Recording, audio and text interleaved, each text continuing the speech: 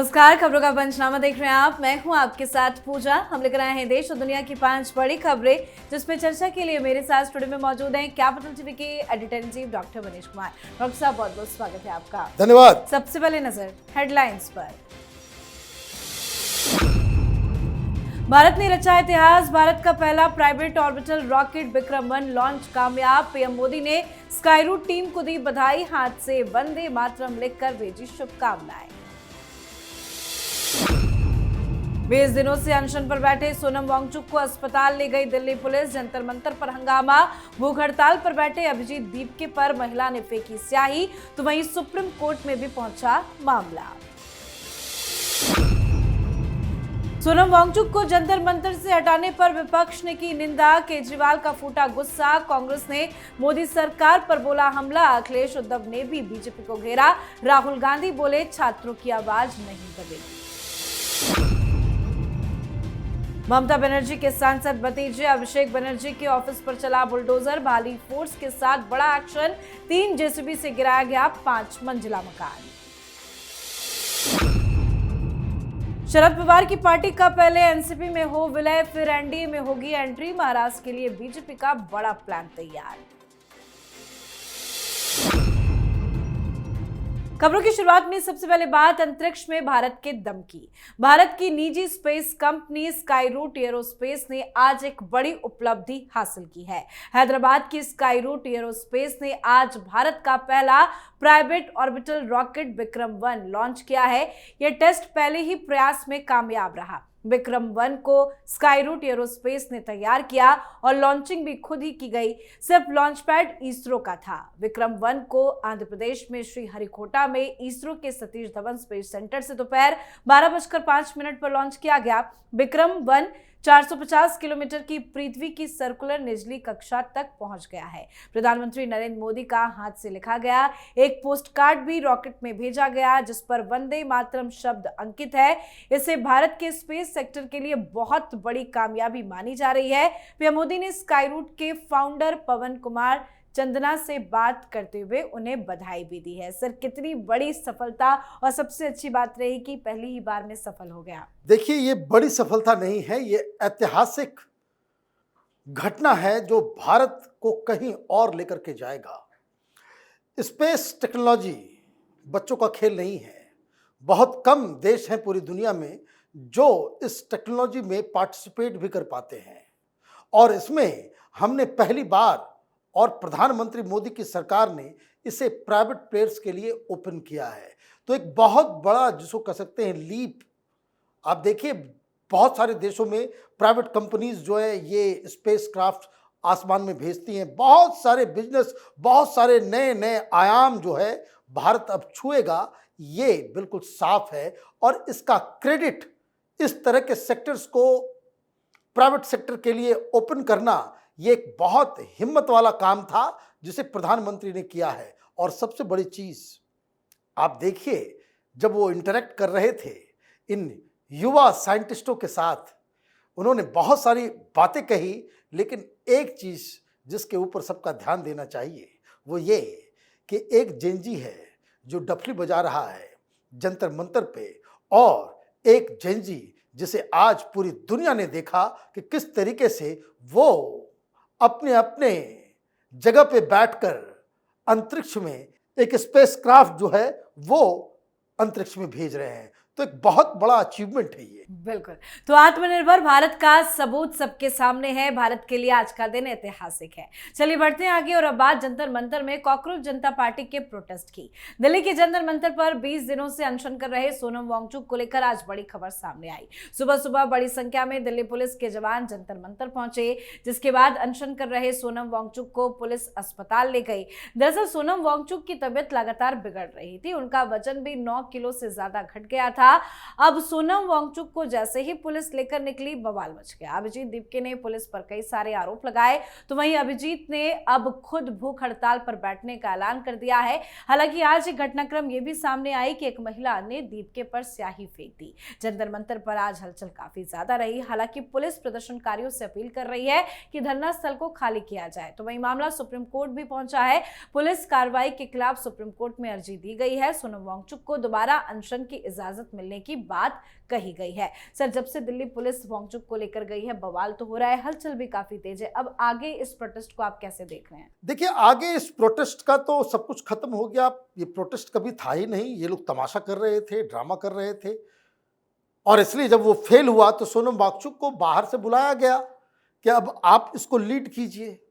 कोई मेगासेसे award winner चाहिए वहाँ पे बैठ करके, और बाकी ये लोग वहाँ पे कोई डफली बजा रहा है, कोई कुछ कर रहा है, कोई सिर्फ अल्लाह का नाम रहेगा, इस तरह की चीज़ें चल रही थी। तो एक बेसिकली एक जो अनशन, जो आमरण अनशन की जो सैंक्टिटी होती है, रोज तार तार हो रही थी। लेकिन हटाया क्यों गया? क्योंकि हाई कोर्ट में ये लोग गए, और हाई कोर्ट में जो फैसला आया, हाई कोर्ट ने कहा कि भाई मॉनिटरिंग कीजिए, और स्थिति खराब होती है तो आप मेडिकल अटेंशन भी उसका ज़रूरी है। और इसलिए इनकी तबीयत बिगड़ रही थी, और पुलिस ने उन्हें उठा करके सफदरजंग हॉस्पिटल वो ले जाया गया, और उनकी सहमति से ये काम हुआ। ये जो प्रोपेगेंडा चल रहा है ना, ये बेकार की बातें, उनकी सहमति से हुआ। अब ये धरना प्रदर्शन तो खत्म होना था 20 को। जब ये लोग पार्लियामेंट जाएंगे तो 20 तक क्या किया जाए, तो दीपके को बिठा दिया गया है। और दीपके भी वैसा किस तरीके का व्यक्ति है ये। सोनम वांगचुक की तस्वीर इस तरह से लेकर के बैठ गया, ऐसा लग रहा है कि सोनम वांगचुक की मौत हो गई है और उसकी तस्वीर लेकर के ये बैठ गया है। तो खैर, ये इसका अंत ऐसे ही होना था, बिना कुछ अचीव किए। ये जो तथाकथित कॉकरोचों का जो आंदोलन था वो खत्म हो गया। जी, तो दिल्ली पुलिस के एक्शन की चर्चा आज पूरे दिन रही, तो वहीं राजनीति भी इस पर जबरदस्त हो रही है। सोनम वांगचुक को धरना स्थल से उठाकर सफदरजंग अस्पताल में एडमिट कराने को लेकर सरकार विपक्ष के निशाने पर आ गई है। राहुल गांधी ने एक्स पर पोस्ट किया है, उन्होंने पीएम मोदी पर निशाना साधा है। राहुल गांधी ने कहा है कि मोदी सरकार का मुख्य सिद्धांत असत्य और हिंसा है। सोनम वांगचुक जी को जंतर मंतर से तब हटाना गलत है जब वो एक अहिंसक भूख हड़ताल पर थे। तो वहीं अखिलेश यादव ने कहा कि सोनम वांगचुक को उनके अनिश्चितकालीन अनशन स्थल से बल प्रयोग करके जबरन हटाना बेहद निंदनीय घटना है।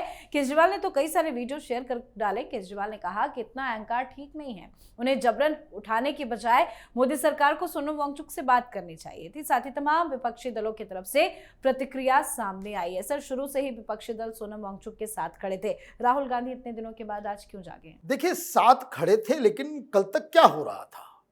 कल तक यही केजरीवाल कि मैं आपसे रिक्वेस्ट करता हूं उठ जाइए, कल यही कांग्रेस पार्टी के लोग भाई उठ जाइए, समाजवादी पार्टी उठ जाइए, उद्धव ठाकरे उठ जाइए। सारे लोग कल तक यही कह रहे थे कि सोनम वांगचुक जी प्लीज, आपकी बहुत आगे जरूरत है। कपिल सिब्बल का भी तो प्रेस कॉन्फ्रेंस उन्होंने कर डाला कि अब उठ जाओ, ये सुनने वाले नहीं हैं। क्या सुने? किस मांग के लिए ये कर रहे थे?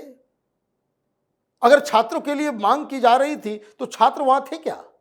वहां तो प्रोफेशनल आंदोलन जीवियों की जो है वहां भीड़ लगी हुई थी। बेकार की बातें ये लोग करते हैं।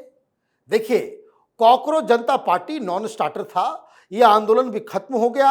अब इस आंदोलन को कैसे टेक ओवर किया जाए और कौन सी पार्टी टेक ओवर करेगी, उसके लिए जद्दोजहद चल रहा है। और इसलिए काफी मेहनत कर रहे हैं केजरीवाल, क्योंकि केजरीवाल ही शुरू से ये दीपके तो केजरीवाल का ही चेला है।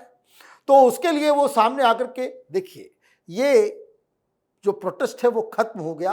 अब इसके ऊपर जो कहते हैं कि डेड बॉडी के ऊपर गिद्ध मंडराते हैं, उसी तरीके से इस मरे हुए मृत प्राय आंदोलन के ऊपर राजनीतिक गिद्ध अब मंडराना इन लोगों ने शुरू किया है। जी, चलिए बढ़ते हैं आगे और बात पश्चिम बंगाल से आई आज की बड़ी खबर की। पश्चिम बंगाल में बुलडोजर एक्शन शुरू हो गया है। ममता बनर्जी के भतीजे और सांसद अभिषेक बनर्जी के कार्यालय पर बुलडोजर चला है। प्रशासन ने इसे अवैध रूप से निर्मित कार्यालय बताया है।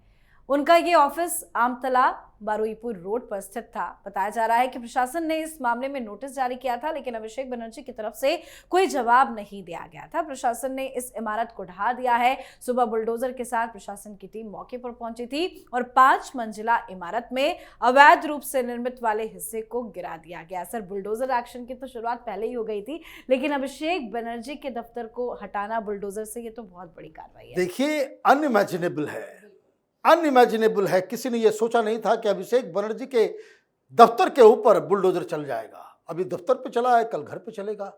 नोटिस वही जो इनके दफ्तर पे सटा था, जो उनके घर पे भी सटा है, 121 के तहत, कि जिसमें ऑलरेडी प्राइमा फेसी ये दिखता है कि यहाँ पे इलीगल कंस्ट्रक्शन हुआ है और सरकार इस मूड में नहीं है कि आपको वो छोड़ दे। और ये जो घटना घटी है, जो जानकारी बंगाल से आ रही है, लोग सेलिब्रेट कर रहे हैं, लोगों का तांता लगा हुआ है, वहां पे लोग वीडियो बना रहे हैं, लोग सेल्फी ले रहे हैं और किस तरीके से एक अहंकारी नेता का पतन होता है इसका विटनेस कर रहे हैं। तो एक बहुत बड़ी घटना। 2 बातें समझ में आ रही है, सरकार अब मन बना चुकी है कि चाहे वो कोई भी हो, इस तरह का इलीगल काम जिन लोगों ने पहले किया है टीएमसी के रिजीम के दौरान, उनको छोड़ा नहीं जाएगा, चाहे वो ममता बनर्जी हो या फिर अभिषेक बनर्जी हो। अब बात महाराष्ट्र की। शरद पवार की एनसीपी और सुनेत्रा पवार की अगुवाई वाली एनसीपी के विलय की खबरें एक बार फिर से सुर्खियां बनी हैं। भारतीय जनता पार्टी के वरिष्ठ नेताओं के हवाले से खबर है कि राष्ट्रवादी कांग्रेस पार्टी के शरद पवार गुट का एनडीए के साथ कोई भी आधिकारिक गठबंधन तभी हो सकता है जब एनसीपी के दोनों विरोधी गुट फिर से एक हो जाए। ये घटनाक्रम महाराष्ट्र में राजनीतिक रूप से फिर से एकजुट होने की चर्चाओं के बीच में सामने आया है। इन चर्चाओं को एनसीपी के दोनों गुटों के नेताओं और एनडीए के प्रमुख नेताओं के बीच में हालिया मुलाकातों से और ज्यादा बढ़ावा भी मिल गया है। सर, क्या चल रहा है? क्या वाकई में दोनों गुट एक होने जा रहे हैं? देखिए, 3 दिन से मैं इस बात को कह रहा था कि भारतीय जनता पार्टी अलग अलग डील नहीं करेगी। अगर भारतीय जनता पार्टी को अलग अलग डील करना होता तो उद्धव ठाकरे की भी पार्टी जो टूटी, उनको वो कहते कि भाई तुम डायरेक्टली एनडीए में आ जाओ पार्टी तोड़ करके। लेकिन क्या किया गया कि आप एक अलग एंटिटी बना लीजिए। आप एक अलग एंटिटी बना करके आप शिंदे साहब की शिवसेना में जाकर के शामिल हो जाइए। यही फॉर्मूला उनको भी दिया जा रहा है। हालांकि दिक्कत ये था कि नेगोशिएशन चल रहा था। भाई, शरद पवार तो शरद पवार हैं, वो ये कह रहे थे कि भाई हमें कम से कम 2 मंत्रालय दो, तब हम 8 के 8 आएंगे। ये पॉसिबल नहीं है। ये पॉसिबल नहीं है कि अगर आप 2 लोगे तो उधर भी लोग मांगेंगे। तो ये सारा कॉम्बिनेशन जो है वो निगोशिएशन पे चल रहा था। समस्या शरद पवार की ये कि उनके सांसद ही व्याकुल थे एनडीए में शामिल होने के लिए, उसको रोक नहीं सकते। और जब वो रोक नहीं सकते तो वो बार्गेन कर रहे थे, लेकिन अमित शाह के सामने कौन बार्गेन कर सकता है। तो अब जो फॉर्मूला समझ में आ रहा है वो ये कि ये पहले आपस में मर्ज करेंगे। मर्ज करने के बाद अभी जो संसद सत्र होगा, मर्ज करें ना करें, उनको एनडीए के साथ जो है नजर आना होगा। वो एक बार मर्ज कर जाते हैं तो आगे जो कैबिनेट में बदलाव होगी तो उस हिसाब से जितना कोटा बनेगा उतना मंत्रालय इन लोगों को दिया जाएगा। कहने का मतलब ये है कि deal is done. Sharad Pawar की पार्टी अब राहुल गांधी के साथ नहीं है, कांग्रेस पार्टी के साथ नहीं है, वो प्रधानमंत्री मोदी के कुनबे में शामिल हो चुके। जी, बहुत बहुत धन्यवाद सर समझाने के लिए। धन्यवाद। तो खबरों का पंचनामा में आज के लिए फिलहाल इतना ही। देश विदेश की बाकी खबरों और उनके सटीक एनालिसिस के लिए देखते रहिए कैपिटल टीवी। हमें लाइक कीजिए, शेयर कीजिए और कैपिटल टीवी को सब्सक्राइब कीजिए। नमस्कार।